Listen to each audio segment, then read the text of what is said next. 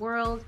Welcome back to Radically Transparent, where we are getting super transparent today about social engagement data and how to use it to gain a 360-degree view of your customers.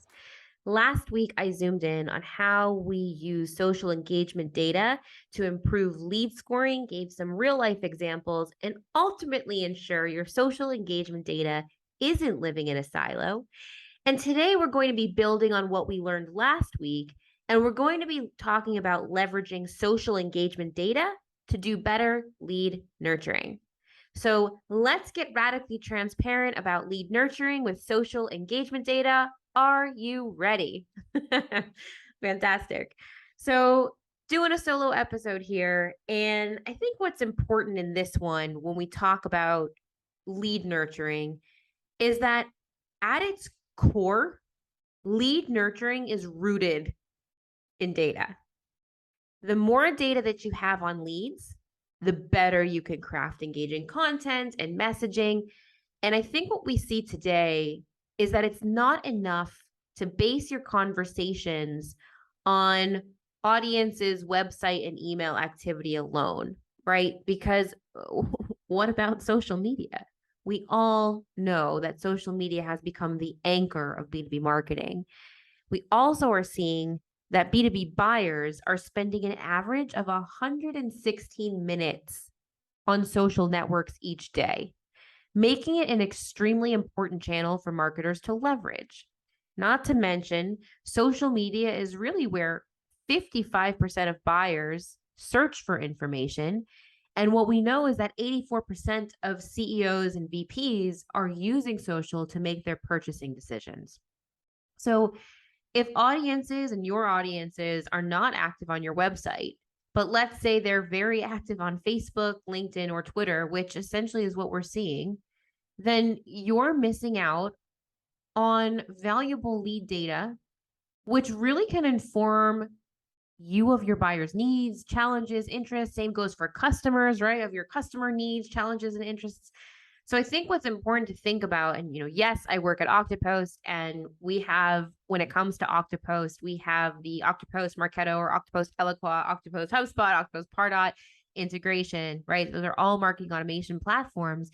And the reason being is that there's great value between being able to connect your social media management platform like Oktopost to your marketing automation platform, so that you can use that social engagement data to nurture the right people with the right content at the right time, right? And I know that's such a cliche marketing sentence, but it's true. I mean, how else are we going to say it? So I want to give a few examples of how I've actually set this up. And to be radically transparent, I use Marketo.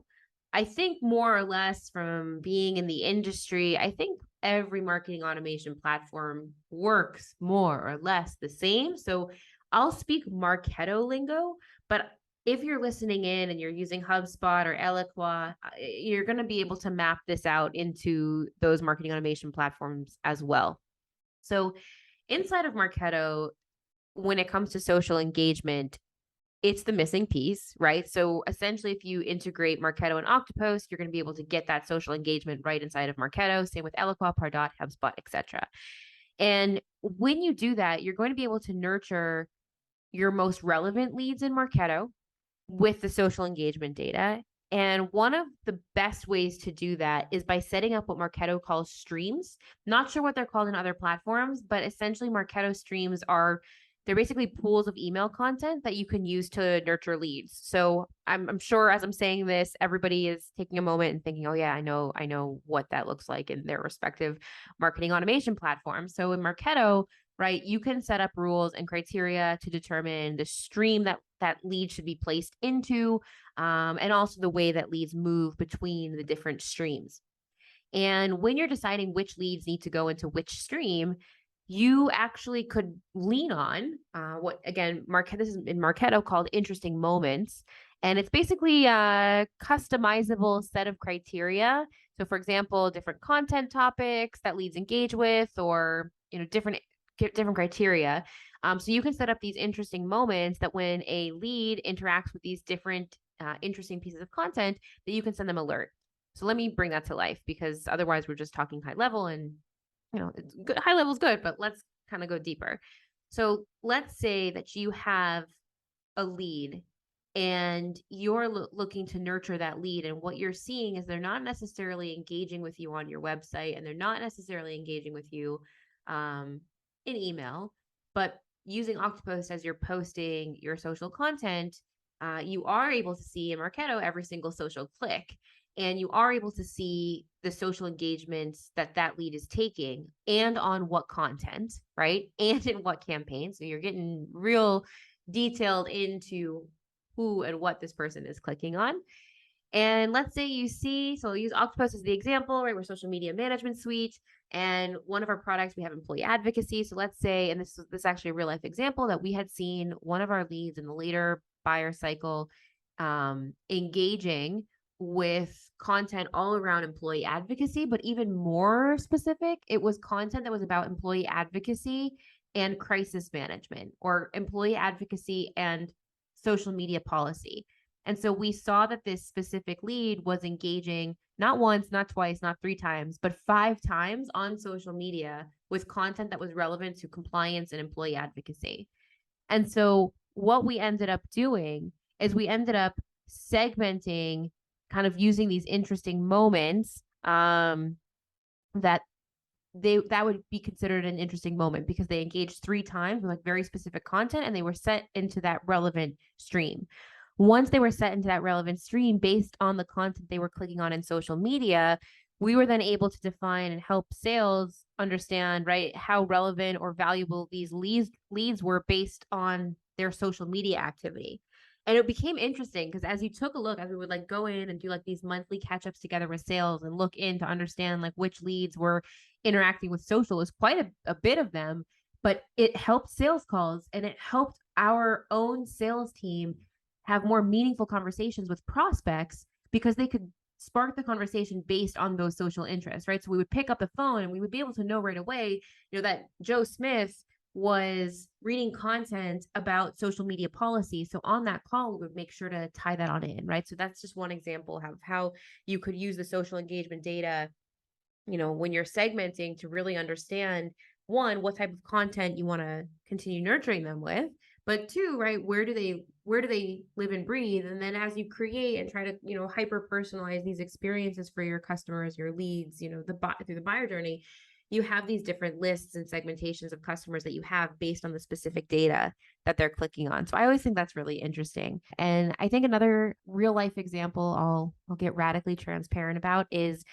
the social interest emails.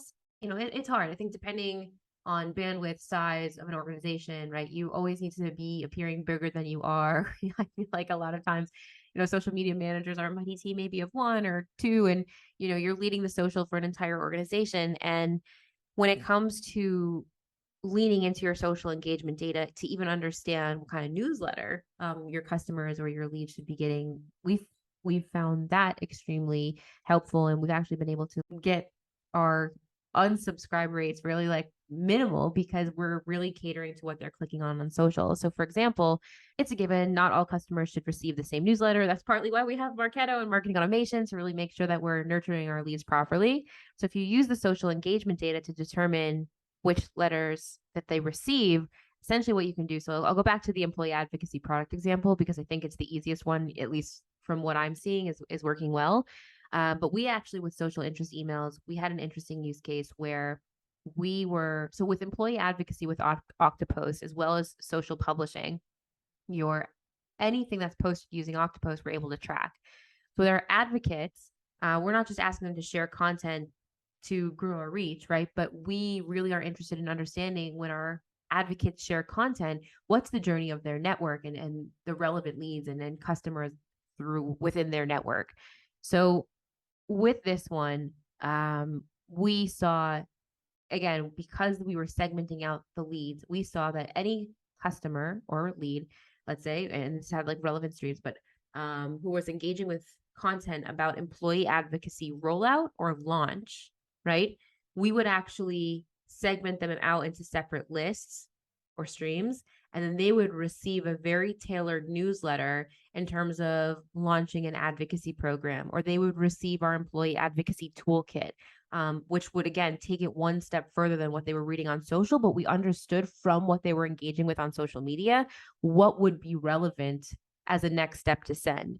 However, it wasn't right, like through our email nurtures, which we still lean on social data, it wasn't always as accurate as what we could see that they were clicking on social. And then what becomes even more interesting is like if they give a like, right? Because now they're like actually giving an action metric, if you will, a comment. And right, and using social engagement data for our own lead nurturing, I think what we've found is like over the course of a month, real-time social interest emails have been generating 2 times the click-through rates than a typical nurturing email, right? Meaning emails that don't take into account the social engagement, and it's easy to A/B test. And the open rates on these emails are also over 50% higher than typical nurture emails. So I do think that when it comes to social engagement data, it just makes you on point. And we've actually had customers call us out on this in the best way possible, where like we would be understanding what they're clicking on and reading on social media through our corporate channel. And then we would send a very tailored newsletter. And we actually had people posting on LinkedIn like, wow, this is some great lead nurturing. And we were all like, we were able to do that with Oktopost and our Marketo integration.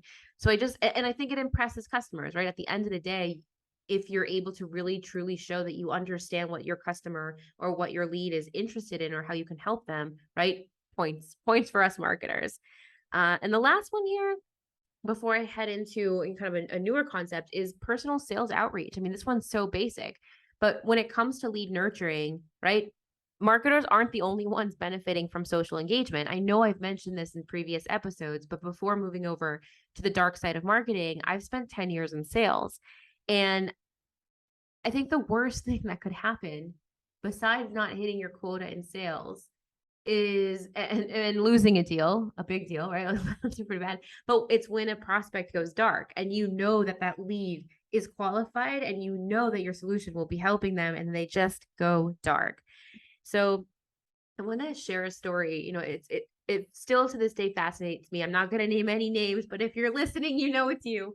But essentially, it was the end of the quarter, and I was one deal away from President's Club, and I needed this one deal to come in. And you know, at the end of the quarter, you start better understanding in forecasting which deals are going to close and which ones aren't going to close. And so I had this one deal, and it was like if I got this deal in, it was the highest had the highest probability of closing that quarter. The prospect had told me like, yes, we're in procurement, and yes, we're going to sign this quarter, and yes, you'll get into President's Club. And I remember like a week before the end of the quarter, the lead went dark. And I started to get a little bit nervous. The lead said, don't worry, it's in procurement and you'll have it by the end of the month. And every day, if you're in sales, your sales manager is calling and asking, where's this deal? Where is this deal? Why isn't it signed? Where is it? We're going to lose it. Where is it? And every day that got closer to the end of the quarter, I was starting to panic. And it was 2 days before the end of the quarter. And this lead had gone dark, and I was emailing this lead and there was no out of office responder on. I was sending emails, making phone calls, no answer. And I'm thinking, oh, wow, I am majorly ghosted.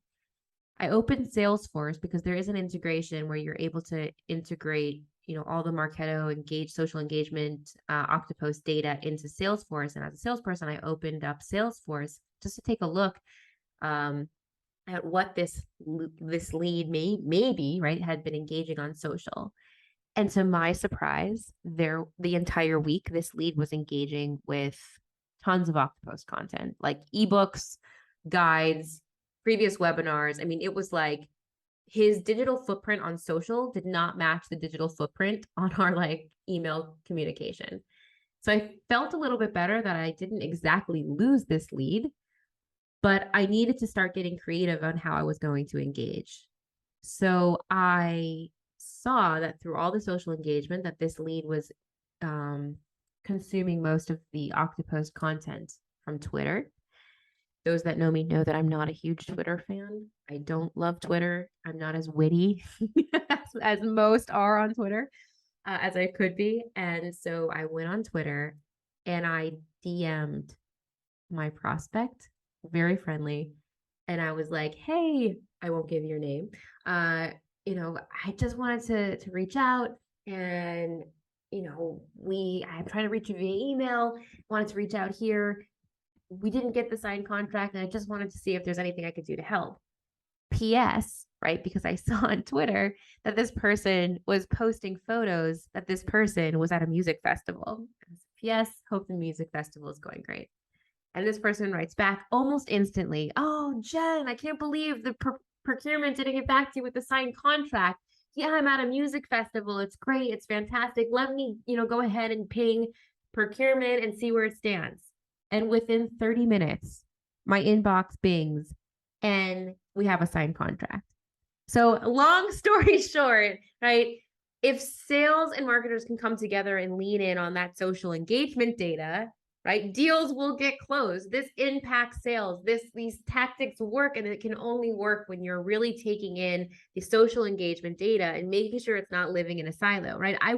If I didn't have that social engagement data connected, right, to my Salesforce and to my Marketo instances, I would have thought that this lead ghosted me. I probably would have had to go back to my sales manager to say, we didn't get the deal, and I wouldn't have made President's Club, right? So this I think is money, right? So that's one of my favorite stories. And then the last piece when it comes to, lead nurturing, a big topic today is right sentiment. And especially when it comes to social listening and social media, it's all about the sentiment.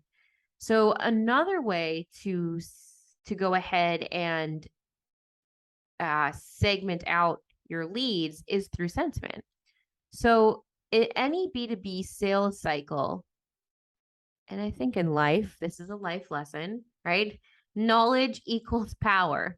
How many times have we heard that throughout our life? And I think that's why salespeople really need to keep a constant pulse on their prospects' activity across all social media channels, right? And like what we just described, if I, in that previous real life example, if I didn't have a pulse check on what my prospects were doing on social, I wouldn't necessarily always know how to drive the deal over the line. And something really interesting about Oktopost AI-powered social listening is that it's constantly monitoring and analyzing audience interactions, so like direct messages, comments, and mentions specifically across the various networks, so that way, for example, it can surface negative or positive sentiment. Fun story, right? I actually got my start in social media with social listening. I was working for a security firm, and I had been tasked the job with using social listening to identify threats in the state, right? Soft targets. I do have a background in counterterrorism, so it wasn't so out of left field. For many of you know me now, I'm at Oktopost, and B2B marketing is totally my jam. But, back in the day, this is really how I got my start in social. And so my job was to literally go put in keywords into, different technologies to try to populate for the police, the state police, and the FBI threats, right? So let's say I'll use this one, bomb. We wanted to find in stadiums if there was any specific type of bomb threat. Now, this might have been, I think, in like 2011, 2012, right? And I don't know if it's still so popular today, but the phrase "the bomb" was quite popular around that time. And a lot of hits that came up were "the bomb."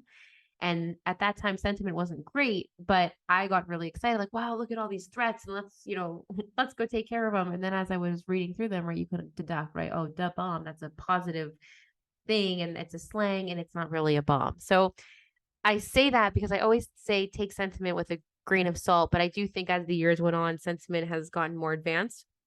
And what's interesting is that by integrating these social signals, right, or social sentiment with Marketo, you can actually create workflows where alerts will be sent out to relevant team members, so like sales support, customer success, for example, in real time of a person's, positive or negative sentiment. So it's really quite interesting and quite impressive how powerful Oktopost AI social listening component is. But I think what's nice there is like if you have, we had this case where there was a customer of ours had a few unhappy customers. There was like a service that they were offering, and the customer took to social media to ask for help in determining between, the customer's service or competitor's service, whose was better. And there started to be a ton of comments coming in of like the negative and the positive about each. And what was incredible was that because our AI tool picked up the negative sentiment towards our customer, they were actually able to have an implementation manager reach out within hours of this going out and connect about how they could better work through this migration process. And they, created the relationship, and that was all because of what social basically was telling them in terms of sentiment and what they picked up on. And of course, you go and you read through the comments and you understand the situation. But I think that's another kind of overlooked area of using social media. I think that's another overlooked area of using social media sentiment to help your customers, right? This can be done in a positive context as well, right? So like, let's say we see this a lot on LinkedIn where customers are giving kudos to their vendors or to other customers or to fellow peers. And if you're taking a look at this as a salesperson, as a support person, as a customer success manager, and you're keeping a pulse on these different relationships and these different, emotions, if you will, we should do a whole show about like ROE, right? Return on emotion. But anyway, different topic.